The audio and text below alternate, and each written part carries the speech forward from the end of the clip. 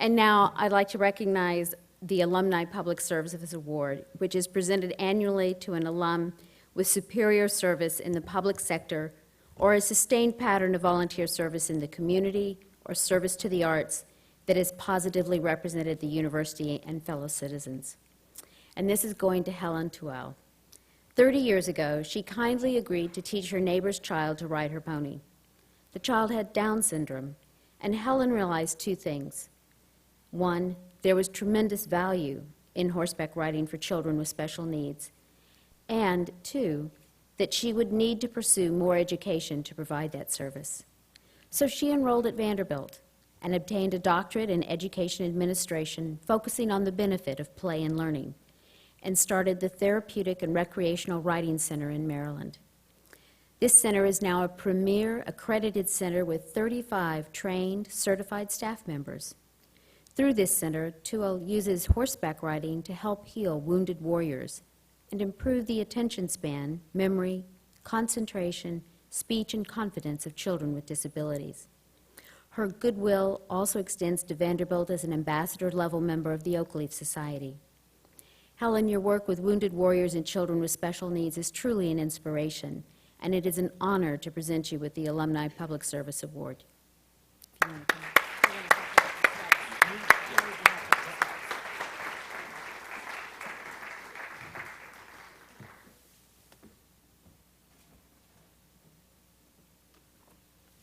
Okay, let's see. Buddy and I have something in common because Susan Starcher had the same discussion with me. 2 to 3 minutes. And I thought, oh my goodness, how am I going to compress 33 years of community service into 3 minutes? So tonight, I'm going to talk about failure.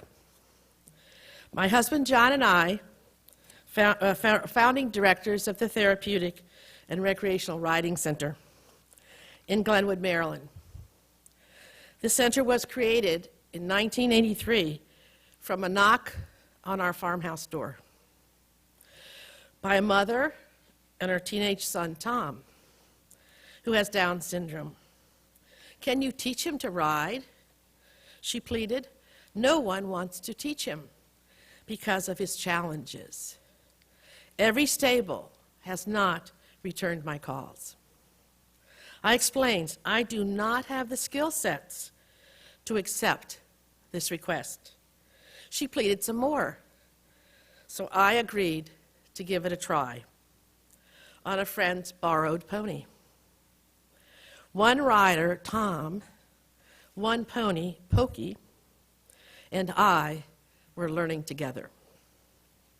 I became fascinated by his progress as the weeks passed. So much learning takes place in play, outside the confines of the classroom. He was learning a new language, becoming more fit, doing his home exercise regimen, learning to tell time so he could be on time for his lesson, and dressed to ride. Boots were on the correct feet, the helmet was buckled, gloves on the correct hands, appropriate riding pants. Soon, one student became 6, and one pony became 2, and 6 multiplied to be 20, and 2 equines became 6.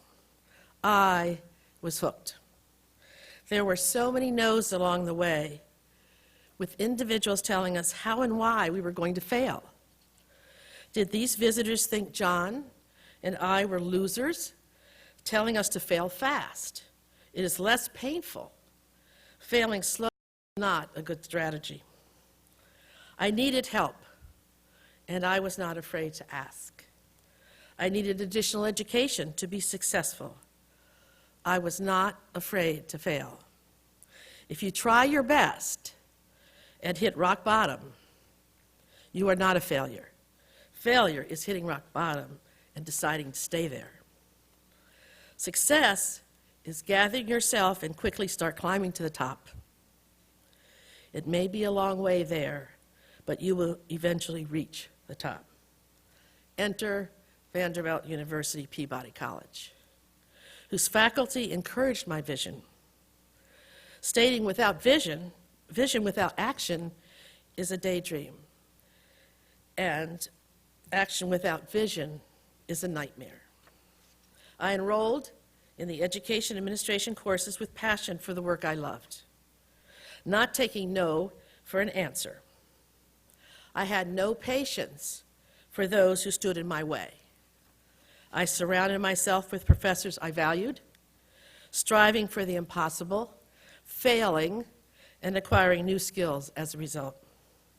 Tenacity, getting back up, and continuing to push forward. I was so annoying, and annoyance knows no season. Remember Winston Churchill's quote to his beloved countrymen? Success consists of going from failure to failure without loss of enthusiasm.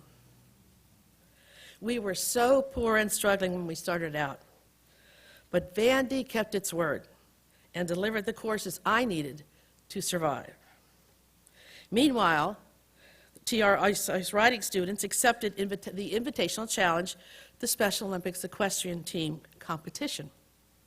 The team was 1 month into training for these summer's games, and we had not raised 1 penny for the team uniforms. The team had such fire in the belly. We could not disappoint them. We rallied the community. And all of a sudden, secondhand, gently used, ill-fitting mended uniforms appeared on our doorstep. That simple act of kindness fueled our passion. We attended the competition with a borrowed farm truck and trailer with 2 leaking tires and a dangling muffler. But we were there. We were not on the podium that year. But fast forward 33 years, we have had a podium finish ever since. This center is rated as one of the top 10 therapeutic riding centers in the country, serving hundreds of families each week, 52 weeks a year.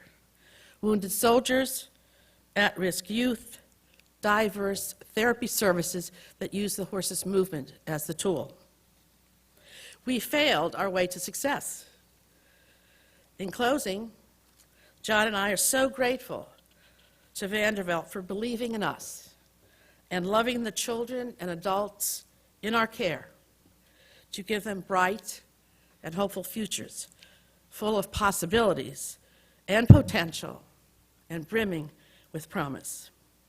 We appreciate the opportunity to be here with you tonight and to promote the value of refusing to give up. Thank you.